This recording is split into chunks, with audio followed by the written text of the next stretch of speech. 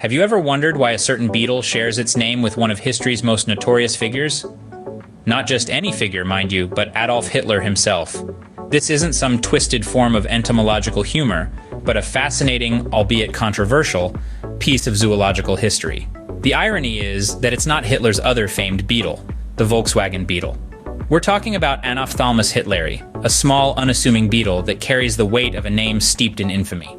Named by Oskar Scheibel, a German collector who was acknowledged by Hitler himself, this beetle has stumbled into a strange limelight. Its name has turned it into a coveted collector's item, and not necessarily by those with an innocent interest in entomology. Neo-Nazis have developed a peculiar fascination with this beetle, pushing it closer to the brink of extinction. Let's delve into the peculiar history of this creature and its contentious name. Strap in, this is going to be one wild historical ride. To fully understand the story, we must journey back to the time when the beetle was first discovered. Picture this, the year was 1933. A certain Oskar Scheibel, an avid entomologist and collector, stumbled upon a unique beetle in a Slovenian cave. This wasn't your run-of-the-mill beetle, it was distinct, eyeless, and adapted to its dark habitat. Scheibel, in a moment of inspiration or perhaps infamy, decided to name this mysterious creature Anophthalmus hitleri. Yes, you heard it right, after Adolf Hitler. Back then, Hitler was not the universally reviled figure he is today. In fact, he was a newly appointed Chancellor of Germany, and Scheibel, a German national, was likely swayed by patriotism. It was a gesture of goodwill, a gift to a leader he admired. And here's where it gets interesting. Hitler, known for his appreciation for the natural world, actually acknowledged the gesture. He sent Scheibel a letter of gratitude. One can only imagine the surprise of Scheibel, receiving a personal note from the Chancellor himself. But let's not forget, this was a time in history when Hitler's true colors were yet to be revealed. The world was not aware of the atrocities that were to follow in the coming years. The decision to name a beetle after Hitler was made in a very different context. Fast forward to today, and the name Anophthalmus hitleri carries a heavy weight. It's a name that has become synonymous with one of the darkest periods in human history. A name that has turned this otherwise unremarkable beetle into a controversial figure in the world of entomology. The peculiar choice of name has had far-reaching consequences for this beetle. The irony is that the beetle, named after a man responsible for so much destruction, is now on the brink of extinction itself. But that's a story for another time. Moving away from its unusual name, let's explore the beetle's natural habitat and behavior. The Anophthalmus hitleri, or as we've come to know it, the Hitler beetle, is a cave-dwelling species, a true troglodyte in the insect world. This beetle is found exclusively in the dark, damp caves of Slovenia, in southeastern Europe. It's a small, wingless creature, measuring only about 3 to 4 millimeters in length, a veritable Goliath among its subterranean peers. In this cool, moist, and pitch-dark environment, the Hitler beetle has adapted to a life without daylight. It's devoid of eyes, a testament to its evolutionary journey in the darkness. It navigates its surroundings using its highly developed antennae, which act as its eyes, ears, and nose, sensing vibrations, smells, and even the faintest of air currents. The beetle's life cycle is a fascinating one. Females lay their eggs in the soil, and after hatching, the larvae undergo a period of growth, molting several times before reaching adulthood. This process can take anywhere from 1 to 2 years, a testament to the beetle's resilience and adaptability. The adult beetles are scavengers, feeding on decaying organic matter. They play a vital role in the cave ecosystem, helping to break down and recycle nutrients. In the absence of natural predators, the beetle's primary threats are environmental changes and, as we'll discuss later, human interference. But let's not forget, this beetle isn't hosting swastika-themed parties or plotting world domination.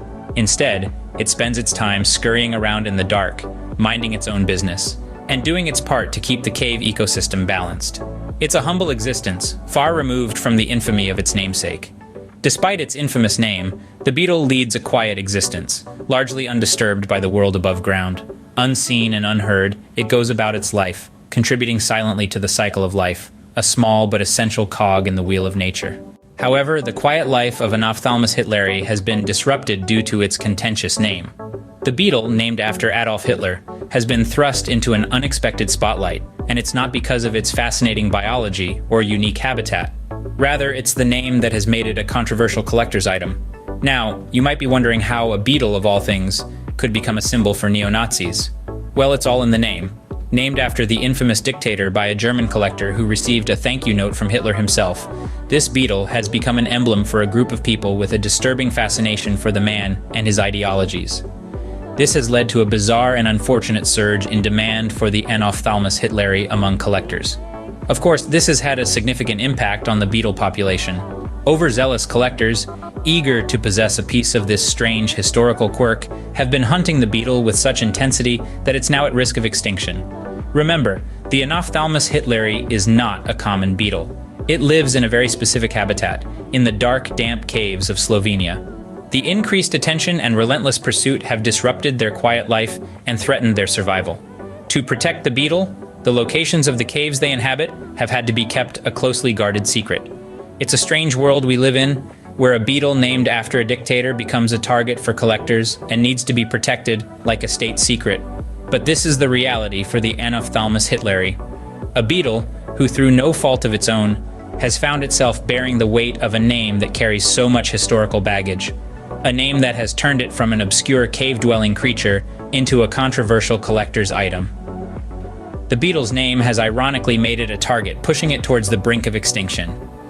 It's a sobering reminder of how the ripples of history can reach even the most unsuspecting corners of the natural world.